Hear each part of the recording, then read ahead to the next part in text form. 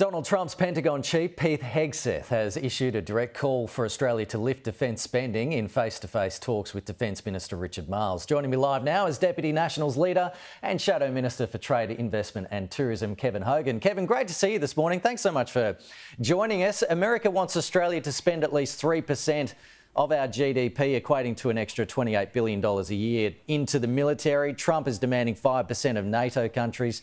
Should Australia be lifting its defence spending to 3%? Well, look, Kenny, what we did take to the last election was an increase in defence spending. We were budgeting to increase defence spending to around 2.5% of GDP over the next 5 years and within the next decade up to 3%. We thought that was important. I mean, the most important thing any country or any government has to do is keep its country and people safe. We are going into geopolitically uncertain times, so we saw a need to increase defence spending. And I add to this too, Kenny, I mean, it's quite a well-known saying, I think it comes from a Roman general: if you want peace, you always have to be prepared for war. Bullies don't respect weakness, so we did believe, as we went into the last election, that we needed to increase our defence spending and make our defence forces stronger. Richard Marles says under Labor they've had the biggest increase in defence spending in peacetime in Australia. $28 billion extra, though, to make up that, to make it to 3%. I mean, we're already seeing a budget in deficits. What would that do to the budget bottom line, and can we actually do it? Well, look, again, we'll go around and we'll re-prosecute this. We'll be, obviously, I'm not the Shadow Defence spokesman, Kenny. We do have a new Shadow Defence spokesman, so we'll revisit this, we'll look at this, but that was certainly the argument that we took to the last election. And yes, defence is important. It's obviously a priority of ours. It was going to be a priority of ours as we won government. But look, I agree that I still hold the belief that we do need to increase defence spending. We are in uncertain times, and as I say, the most important thing you can do is make sure we, the people, are safe.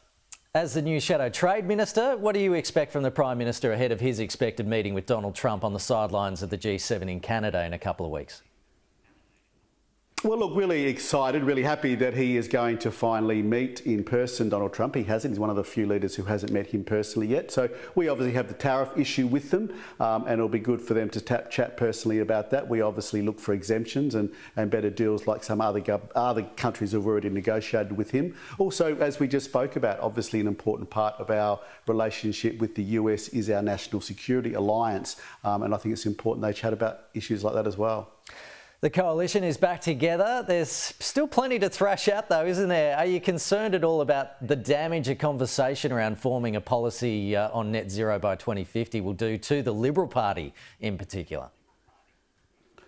And look, I think this, is a healthy discussion. It's 4 or 5 years since we've had a really in-depth look at our emissions reductions aims. Also, I want to look at new modelling about what that means for power bill prices, cost-benefit analysis too done in the regions too as well, Kenny. One of the things I'm going to be really interested in is economic impacts in the regions with the renewable-only rollout of Labor's. Obviously, we don't agree with Labor's solutions to what we're trying to achieve here and their reliance on renewables only. Because I repeat, Kenny, and remind everyone that they're asking regional Australia to have 60 million new solar panels, up to 17 to 20,000 new wind turbines, and a new transmission and poles and wires system that I think is going to be causing great environmental damage as well through national parks and other sensitive areas. So I'm looking forward to updated analysis and data on all those issues as we re-look at the policy.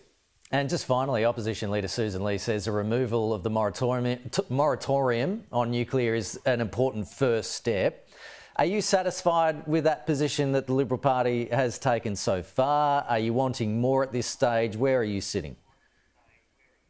No, that's exactly all we asked for. That's all we thought that we should do at this stage, was just lift the moratorium, Kenny. And let's look at Australia. We have a nuclear facility at Lucas Heights. We're going to have nuclear submarines in the country within the next decade or so. So to lift the moratorium seems a basic thing that should be acceptable, given Kevin those Hogan, circumstances. Thank you so much for joining us on the program. Hope you enjoy the rest of your weekend. Thanks again.